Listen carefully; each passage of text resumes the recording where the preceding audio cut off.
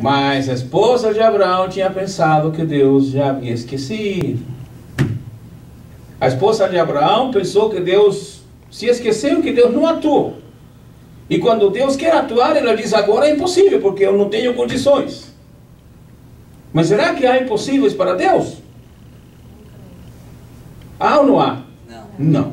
Não há impossíveis para Deus. Se Deus falou, Deus vai fazer. Amém. Deus disse a Abraão e a Sara para esperar que eu te darei uma descendência. Na espera, Sara tem uma ideia brilhante. Abraão aceitou. Tinha que aceitar, tadinho dele. Ou não? Um sacrifício, né? Para não ter problema, para não ter briga, para não ter discussão. Concordou. Tudo bem, é isso que você quer. Tá bom, cá estou eu. Homens. Aí ele diz: submeter-me-ei.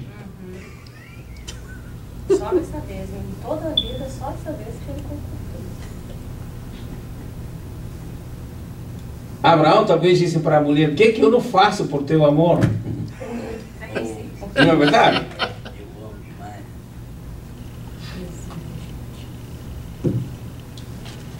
Mas se passaram 25 anos e daí é necessário aprender a esperar no Senhor. O tempo para Deus é crucial.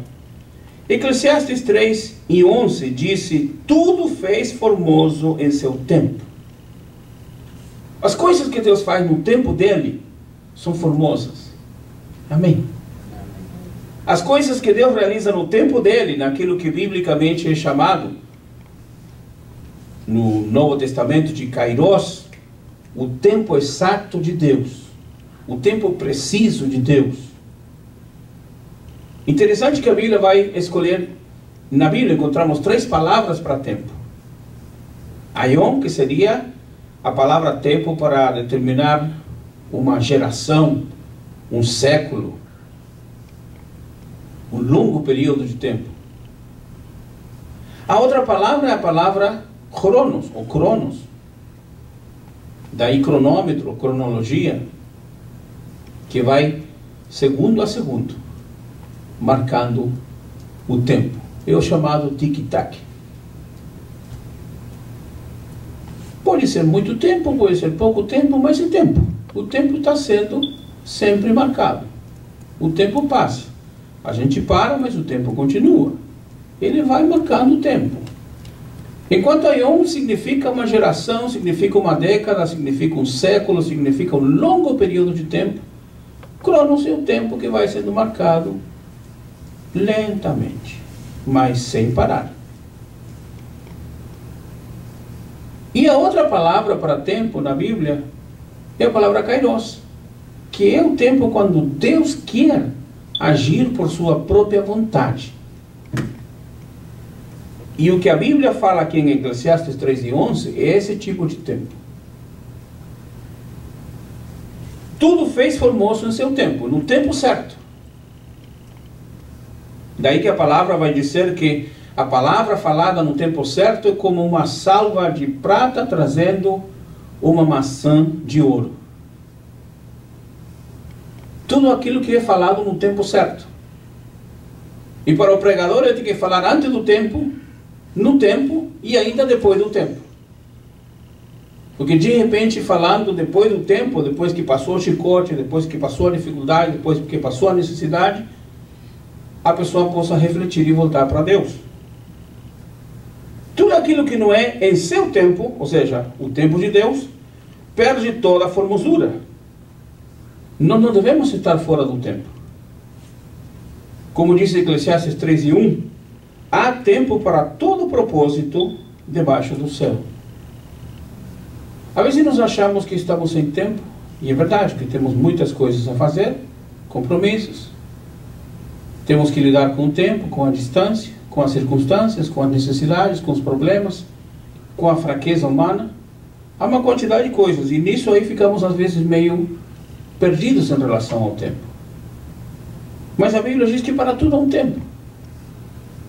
Se nós queremos ser abençoados, busquemos o tempo da bênção e não abramos mão disso. Permaneçamos na bênção do Senhor. Amém? Algumas razões pelas quais Deus disse não à nossa oração. Deve ser triste quando Deus disse não a uma oração, né? As respostas negativas de Deus são tão valiosas quanto as positivas. Se a relação entre esposos e esposas não funciona bem, as bênçãos de Deus não chegam. Porque do contrário seria demonstrar que Deus abençoa o mau caminhar. Alguém perguntaria, pastor, mas o que tem a ver a minha oração com Deus e o meu relacionamento com minha esposa ou meu esposo?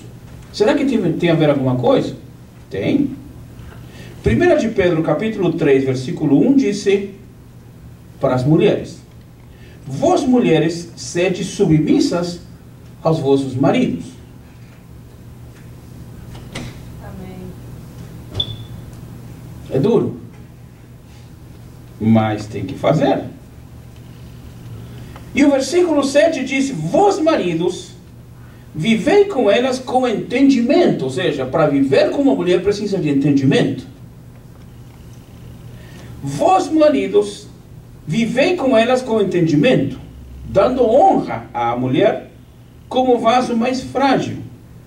E aí vem a palavra que eu quero usar nesta linha de pensamento: para que não sejam impedidas as vossas orações. Significa que, aqui está falando para o homem, mas isso também se aplica à mulher. Se há uma dificuldade no relacionamento entre o casal, se há um desacordo, uma briga, uma discussão entre o casal, a oração não vai ser ouvida. E é Pedro que está dizendo: para que não sejam impedidas. Veja aí o verbo impedir. Não permitir, não deixar, não aceitar. Está impedido. Para que as vossas orações não sejam impedidas. E se a Bíblia nos está falando que não haja dificuldades entre marido e mulher, isso se aplica entre irmão e irmão, entre vizinho e vizinho, entre companheiro e companheiro de trabalho, que haja harmonia, que haja paz, que haja comunhão. Não diz a Bíblia que se a pessoa traz uma oferta ao altar e se lembra que há algum problema com alguém, deixa ali a oferta, vai, se reconcilie, depois volte? Porque do contrário a oferta não vai ser aceita. Não vai ter o valor suficiente, necessário.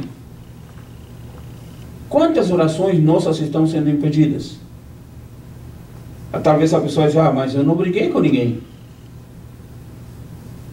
Mas não é necessário brigar.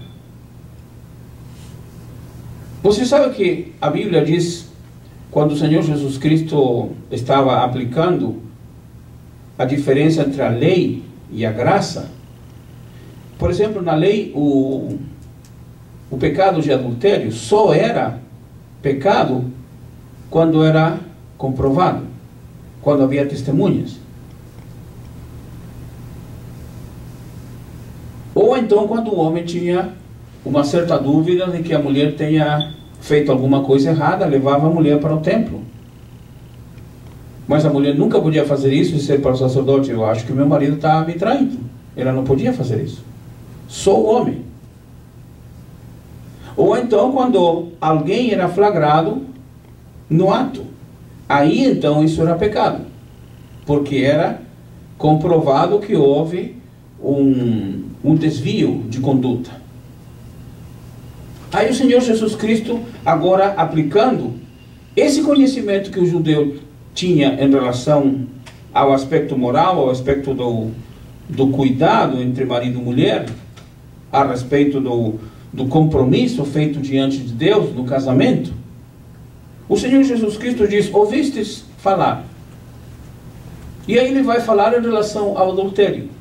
E ele diz: eu porém vos digo que aquele que olhar para uma mulher em seu coração e a desejar, já pecou. Se na lei o pecado de adultério era só quando era comprovado, na graça agora só no sentimento, no pensamento, já é pecado.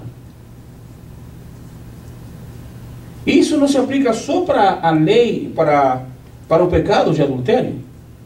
Isso se aplica para o pecado de ter raiva contra o irmão, de se levantar contra um servo de Deus, contra um instrumento de Deus, contra uma pessoa que faz a obra de Deus. Criticar em uma maneira pejorativa. Se referir a alguém com sentimento negativo, isso é pecado. Ofender alguém. Falar mal de uma pessoa, fazer comentário negativo de uma pessoa, isso é pecado. Há orações que são impedidas por causa disso.